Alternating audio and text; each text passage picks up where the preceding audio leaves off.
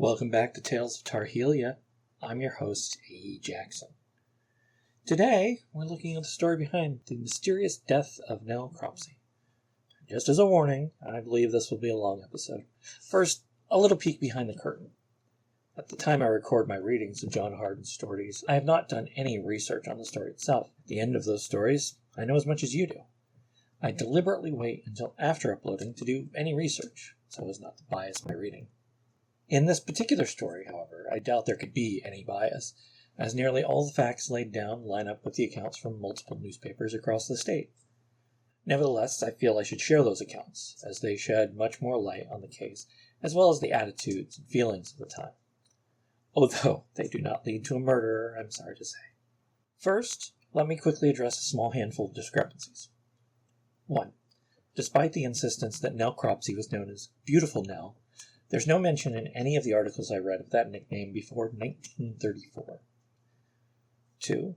Wilcox did not meet with the governor and share any secret knowledge. Instead, it seems he wrote several impassioned letters proclaiming his innocence, noting his excellent behavior as a prisoner and his declining health. It seems that this was what finally resulted in Wilcox's pardon. 3. Timelines. This particular issue doesn't seem restricted to Mr. Harden's account either. Dates vary by as much as weeks between newspapers. Bearing in mind that this was the early part of the 20th century, and news traveled much slower, and was at best typewritten, we'll just have to excuse that for the duration. I can only imagine the difficulty Mr. Harden encountered with his own research back in the 30s and 40s. Now, on to the articles themselves. Let's start at the beginning. The first mention I could find of young Miss Cropsey's disappearance. This short article is from November 22nd, 1901. To refresh your memory, Nell went missing somewhere between the night of the 20th and the morning of the 21st. Mysterious disappearance. Search being made at Elizabeth City, North Carolina for Miss Nellie Cropsey. November 21st. Miss Nellie Cropsey, daughter of W.H. Cropsey, mysteriously disappeared last night. The police and citizens are searching for her. The river was thoroughly dragged, but no clue as to her whereabouts has yet been found. A young man who has been paying court to the missing girl was the last person seen in her presence. He was arrested upon suspicion and given a preliminary hearing, resulting in taking his own recognizance to appear daily before the mayor. Chief of Police Dawson wired to Suffolk, Virginia tonight for bloodhounds. Later, on December 28th, the Raleigh newspaper, the News and Observer, will publish the following on its front page. Nell Cropsey's body is found. The river gives up its dead.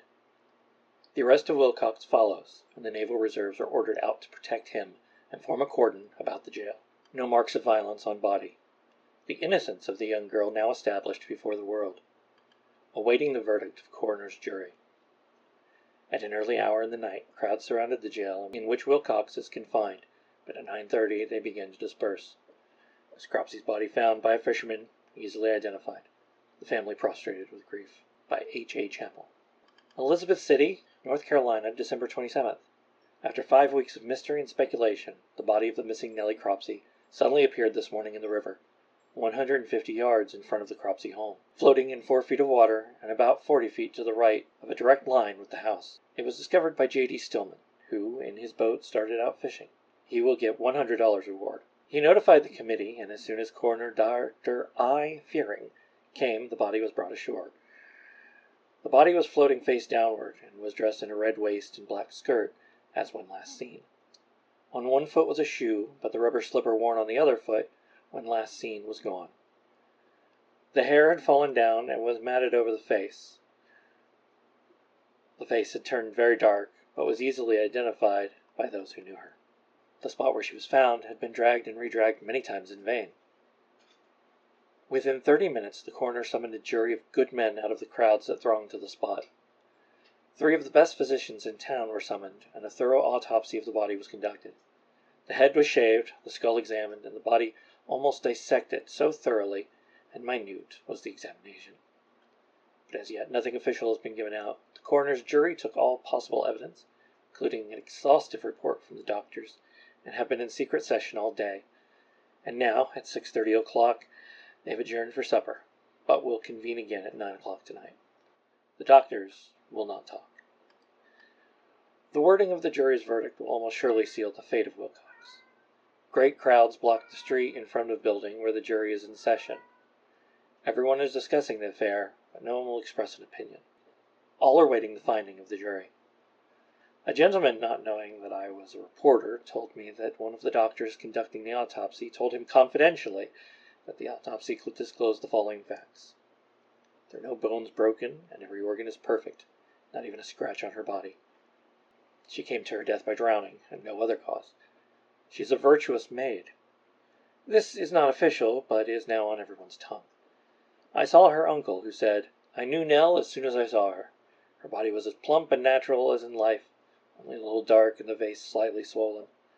I will not say how I think she came to her death, but I never heard of a drowned woman floating face downward." The same statement was made by several other old tars in the crowd. The Cropsey family are prostrated, especially Mrs. Cropsey, who has swooned completely away.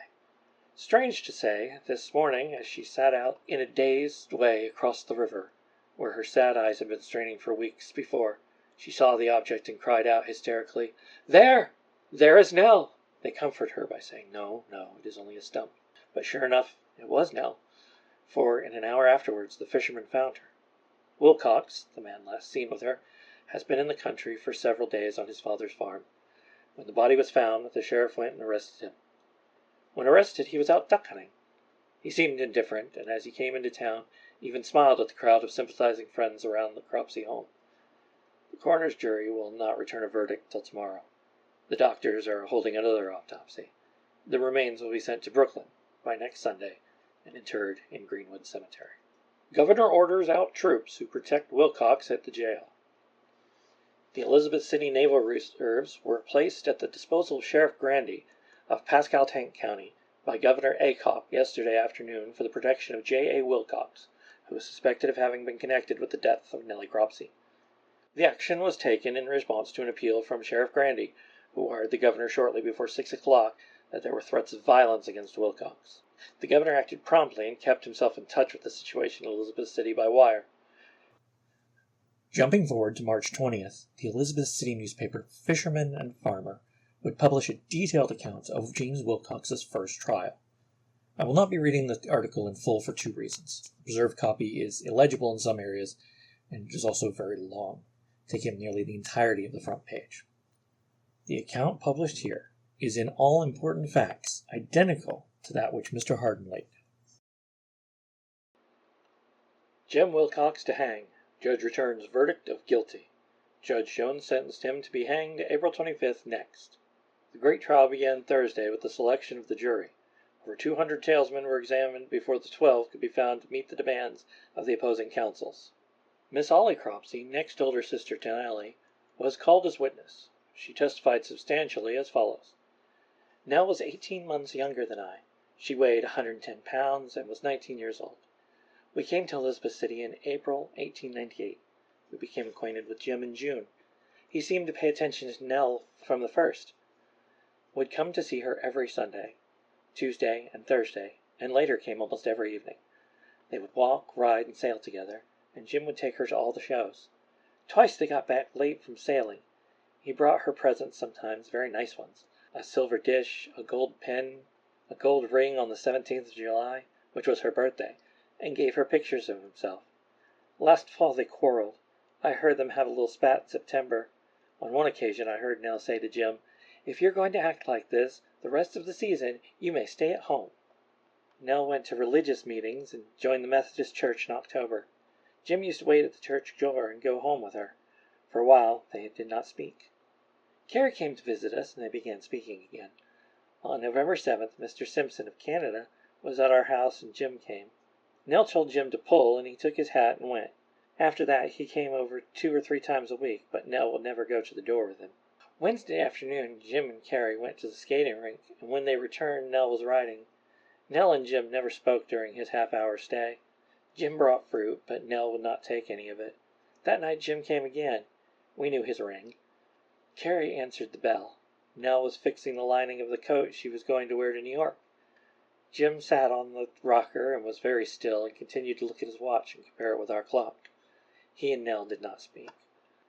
There was music, and Nell said she could not get enough music. When water was mentioned, Jim said he did not want any for fear she might poison his glass. Mama, Papa, Uncle Henry, and Carrie went to bed. Roy Crawford was there. Jim pulled out his watch again at 11 o'clock and said his mama wanted him home then. I said, "Jim, you're getting good." He then rolled a cigarette and started to the door and asked Nell if he might see her outside a minute. She did not answer, but went. That was the first time she had been to the door with him in 2 or 3 weeks. I closed the door and could hear them walking. I never saw Nell alive after that. Roy and I stayed inside until 11:30, when I told him it was time to go. I let Roy out and went upstairs. Carrie was awake in our room. Nell and I were sleeping in another bed, and been in bed a few minutes when the clock struck 12. Nell was not there. I lay awake until the 2:30 whistle blew. I heard the dogs barking at the stables. Someone called Papa and told him to get the gun, for someone was after the pigs. I told Papa not to shoot, for Jim and Nell were in the yard. Then Nell was missed, and the search was begun. They looked all about for her. About 2 o'clock, Mr. Dawson and another man brought Jim. He came in and held the lace curtain in one hand. Mama grabbed him by the arm and said, "Jim, for my sake and your mother's sake, tell me where Nell is." Jim answered, "I will swear and kiss a Bible I do not know. I left her on the piazza crying." Later, someone said Nell had been found. Jim walked over to the window. I saw his hand shaking and Mama felt his arm tremble. Sunday morning, when Jim was at home, he said, "I gave her the picture in the hall. Nell said, 'I know what this means,' and cried. I gave her the parasol.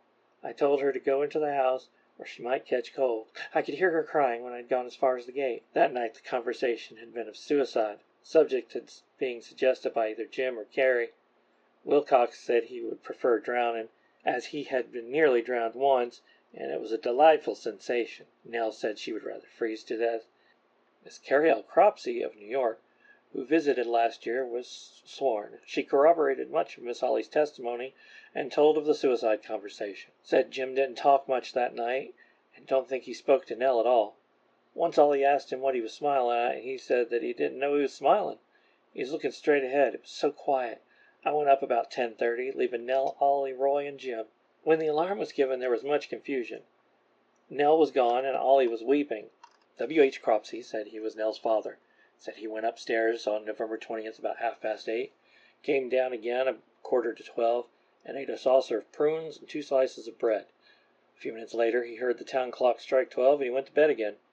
At 1:45, he went downstairs again, when his brother Henry called him to get the gun. The dog seemed to be scared, but he saw nothing. Then Ollie came down the stairs, he continued, and said Nell was missing. Everybody was soon excited. I tried to quiet my wife. My brother and I went to the Wilcox house and tapped on the door. Mr. Tom Wilcox answered. I did not see Jim. Later, Chief Dawson brought Jim to the house. Jim said he gave Nell her picture back. Next morning, and for 2 or 3 days, we hunted for the picture around the yard and along the riverfront, but no trace was found. Mr. Cropsey said that during all the trouble, Jim had offered no consultation or assistance. Mr. Idett asked if Jim had not been over to see him with Deputy Sheriff Reed, and shown sympathy in the matter. In reply to this question, Mr. Cropsey said he did not consider his coming with deputy sheriffs and policemen as being for consultation or aid, but if he had come of his own volition, he would have so regarded it. There was a disposition to applaud, which was rapped down by the judge. Friday, Judge Jones charged the jury, and Saturday night, about 5 o'clock, the jury returned the verdict of murder in the first degree. The judge sentenced the prisoner to be hanged Friday, April 25th. Thus ends a trial which has excited the most widespread interest and aroused the most intense feeling. Wilcox's second trial received much less coverage, or at least less of it survives. Of the articles I could find, most were short and to the point. It's entirely possible that people originally following the case believed it ended with the first trial, and Wilcox was hanged as intended. Here is an article covering the outcome of that second trial. Unfortunately, the newspaper fragment does not have a location or date to go with it. I chose it because it focuses entirely on the outcome of the trial and does not simply restate facts that we already have. Jim Wilcox again convicted. Jury renders a verdict of murder in the second degree. The prisoner sentenced to a state prison for 30 years. James E. Wilcox was yesterday convicted of the murder of Miss Ella Maud Cropsey for the second time. The verdict rendered at Hertford yesterday was guilty of murder in the second degree. Judge Counsel immediately sentenced the prisoner to the state prison for 30 years of hard labor. this being the full extent of law for murder in the second degree. It is understood that the verdict is satisfactory to the Cropsey family. A friend of the family, in speaking to the verdict, said to a newspaper reporter last night, "The Cropseys accept the verdict. They had no desire to persecute Wilcox. They only ask that justice be meted out for him." Much sympathy is expressed for the family of ex-Sheriff Wilcox, the father of Jim Wilcox. The people of Elizabeth City are pleased with the verdict. They believe Wilcox guilty of the crime and think that he should suffer for it. Several people expressed the opinion that the jury should have either convicted him of murder in the first degree or else acquitted him, but as a whole the people of Elizabeth City are glad that the matter is settled. Attorney Idlet was given notice of appeal. The grounds given for appeal are published elsewhere. Mr. Idlet on the verdict. I have been practicing law 23 years, and I have never given so much of my time and labor in any case as I have to this case. Jim Wilcox has had the best efforts of my life, and I have not yet abandoned hopes of securing his acquittal. I have given notice of appeal, and I feel that I have just grounds for taking this step. We will ask the Supreme Court to grant us a new trial on the following grounds. First, errors in admission of evidence. Second, errors in excluding evidence. Third, errors in declining to give instructions as prayed. Fourth, errors in charge given. Fifth, not sufficient evidence to sustain verdict. Continuing, Mr. Idlet said, the defense has no criticism to make of Judge Counsel. While we believe he has erred in this case, we are sure that he was honest and sincere, and that it was his desire to give my client a fair and impartial trial. There would be a handful of prison interviews with Wilcox over the years, all of which reported the same. James Wilcox is a model prisoner and maintains his innocence. January 1st, 1919, just over 17 years after Nell Cropsey's body was found, Lexington newspaper The Dispatch would report the following in a front-page column. Wilcox pardoned by Governor. Governor Bickett pardoned Jim Wilcox, serving 30 years for the murder of Nell Cropsey of Elizabeth City, December 20th, and the former electrician at the state prison is free after a career of more interest than any prisoner who has served, and he ends it with the finest record ever made. In 15 years he has not won a black mark. Governor Bickett has not announced his reasons beyond these, but he evidently is moved by the tender appeal of Wilcox for mercy. He had previously declined the prisoner's request, as had Governor Craig. Last week, Wilcox writes a letter declaring his entire innocence and ignorance of the Cropsey murder, and confessing the strength of circumstances against him, begs for mercy, as his health and spirit have failed.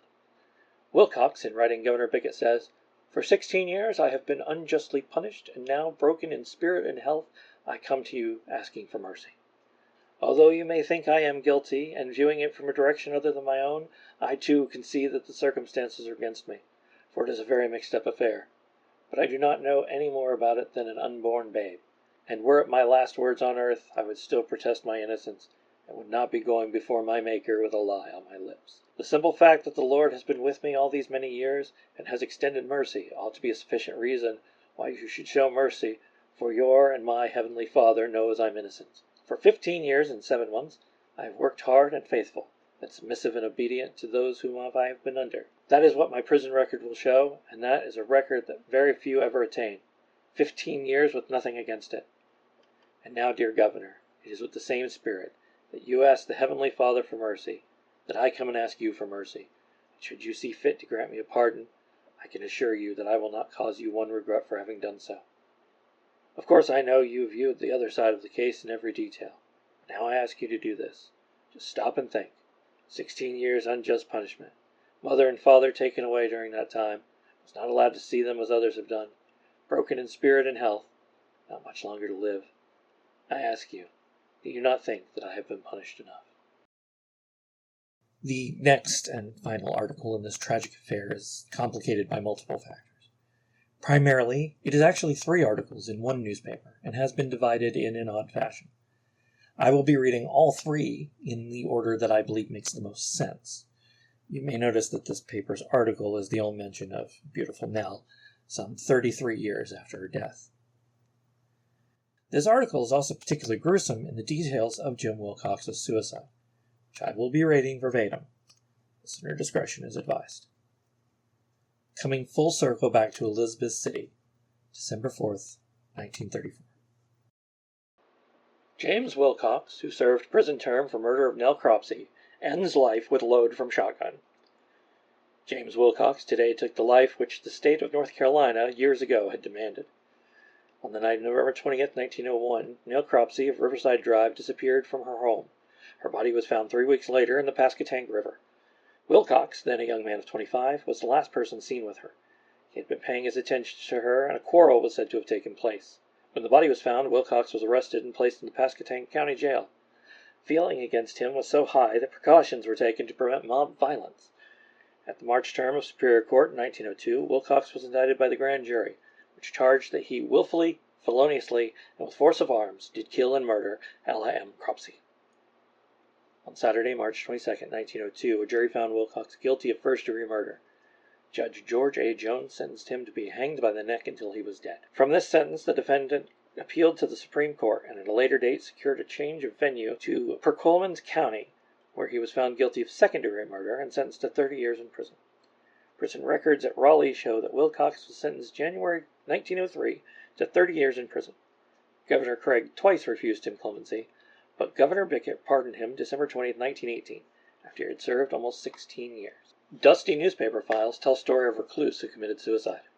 James Wilcox was convicted of murder second degree, pardoned after 16 years. Dusty newspaper files of the office of the Daily Advance tell the story of the murder for which James Wilcox, recluse who killed himself this morning, was tried and convicted and finally pardoned after he had served nearly 16 years in prison.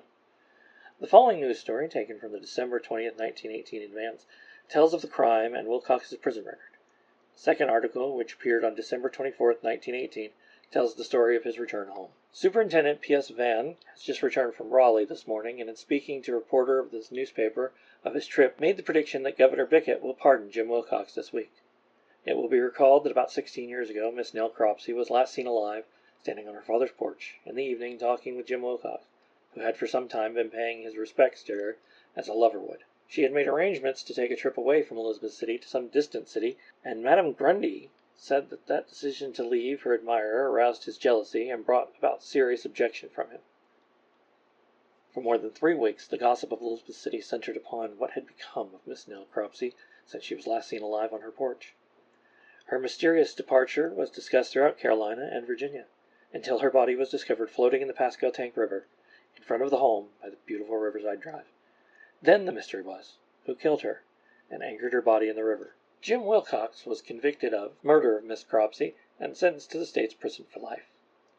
Until Tuesday of this week, said Superintendent Vann, Wilcox had never asked the governor for pardon, but there is now on file in Governor Bickett's office a very humble, pleading letter from Wilcox asking the governor to pardon him. Wilcox states in his letter that he has served faithfully without receiving a correction or reprimand from any of the prison authorities, and that he is broken in health and desires to return to his people and spend his few remaining years among his friends and loved ones.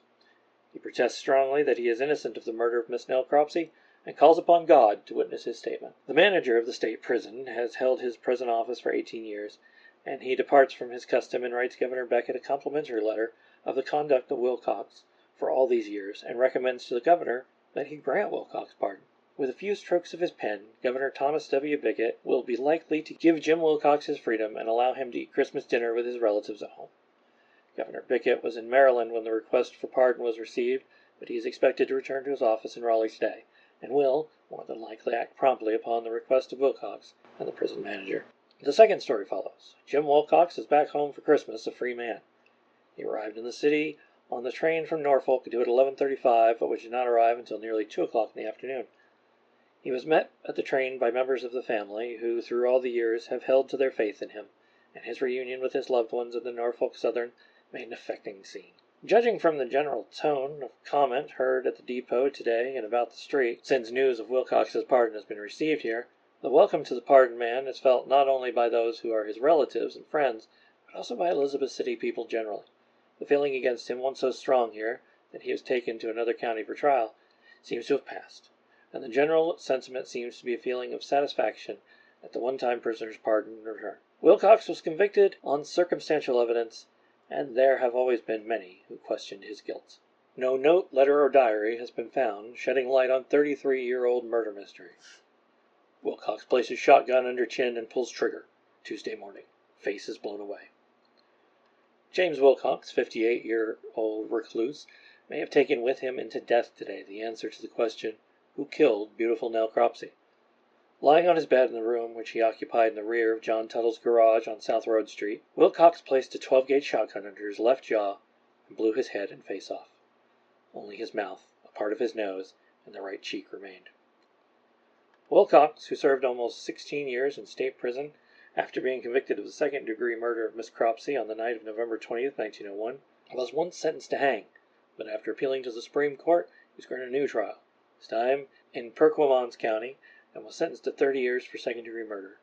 He entered prison in January 1903 and was pardoned by Governor Thomas W. Bickett on December 20th, 1918. Wilcox returned to Elizabeth City on Christmas Eve in 1918. For the past 3 months, he had lived in the little room Tuttle has offered him in the rear of the South Road Street garage. Despondent and shunning the companionship of other men, Wilcox was said to have voiced his intention to commit suicide upon previous occasions. This morning, between 8:30 and 9 o'clock, while Eugene Betts, a worker at the garage, and A.R. Lutton, a customer, were outside, a gun was discharged in the rear of the shop. Investigation disclosed that Wilcox, fully dressed and laying down on the bed, placed a double-barrel shotgun under his left jaw and pulled the trigger. Both barrels of the gun were loaded, but only one was discharged. The unfired barrel contained a shell loaded with number 6 shot. J.B. Farabee, county coroner sworn into office just yesterday, conducted an investigation at the end of which he declared Wilcox left no letter, note, or diary confessing or denying the crime for which he served almost 16 years in prison. Tuttle, proprietor of the garage on South Road Street where Wilcox had lived for the past 3 months, said Tuesday morning that the dead man, in casual conversation, had exonerated himself of the crime. Mr. Tuttle would reveal nothing further, but said he might later. "I may give it to you and another party at the same time," he said. Mr. Tuttle revealed that for the past 2 or 3 days Wilcox had been acting queerly. He had remained secluded, Mr. Tuttle said, and yesterday had stayed in the small back room where he lived, leaving only once. About 3 weeks ago, Mr. Tuttle continued, Wilcox threatened to kill himself, and it was thought all ammunition had been removed from his reach. The coroner said he found only a cigarette butt, a fine-tooth comb, and 2 razor blades on the person of the dead man. An added possible motive for the suicide was given Monday morning by J.W. Sawyer, employee of the Singleton Monument Memorial Works across the street from Tuttle's garage. "People don't want me around," Mr. Sawyer quoted Wilcox as having said 2 weeks ago last Saturday. "I went to the First Baptist Church once," Mr. Sawyer continued the quotation, "and 2 people got up and moved to the other side of the church. No, I just feel like everybody is looking down on me," Mr. Sawyer quoted Wilcox as saying, "and I'd just rather stay alone and commune with God in my room." Mr. Sawyer said he had extended Wilcox an invitation to go to church. "I know people don't want me around," Mr. Sawyer said. Wilcox repeated again before the conversation ended. The files of the Daily Advance do not indicate that such sentiment prevailed. When he was released from prison in 1918, community feeling was in his favor. Wilcox's sparsely furnished room in the rear of Tuttle's garage was the object of the curious eyes of numerous people Tuesday as they filed in and viewed the site of the suicide. The room was furnished with a table and bed, nothing more. On the table were 2 or 3 hard biscuits, a dried piece of bread, and a gun shell. The soiled, bumpy mattress was covered with a ragged, soiled quilt. An old coat, given Wilcox by Tuttle, lay over the foot of the bed. Blood and brains covered the pillow and were splattered on the wall at the head of the bed. A fleck of brain was found on the table about 2 yards away from the table of the bed. And with that, a 33-year ordeal comes to an end. No justice found, no questions answered, simply tragedy. Thank you for joining me, and please come back next time for more tales of Tarhelia.